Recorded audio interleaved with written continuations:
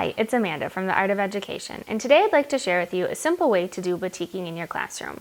If you're unfamiliar with batik, it's a wax resist process used to dye fabric all over the world, so it's a really cool tie-in with a lot of different cultures.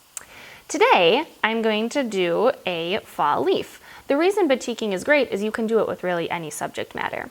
So the first step is to have your students draw out their design lightly with a pencil on a piece of paper.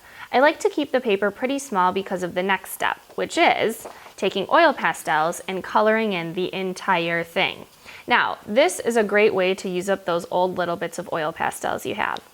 So after you color in the whole thing, then you crumple it. And what the crumpling does is it actually creates small cracks within the wax pastel that will allow the dye, we're going to use tempera paint, to kind of penetrate in and make a really cool effect. So I usually have the kids crumple it twice. Any more and the paper gets a little bit too fragile.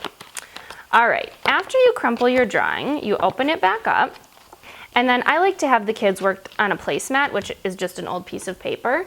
And then I'm gonna take my tempera mixture. And what I've done is I've watered down some tempera paint and I've mixed a little bit of soap with it, which actually makes it rinse a little bit more easily. So I take a really big fluffy brush, and I actually have the kids do this all at one table. I just set up a table that's only for painting. Just keeps the mess down. All right, so I'm gonna cover up the whole thing.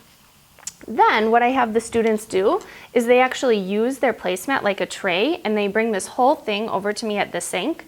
I rinse it, and then I give their project back to them to take to the drying rack. So I'm gonna go rinse this, and I'll meet you back here to show you the results.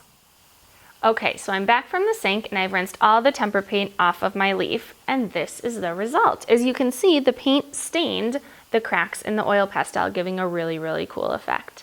So I hope I've shown you today that batiking doesn't have to be difficult or messy.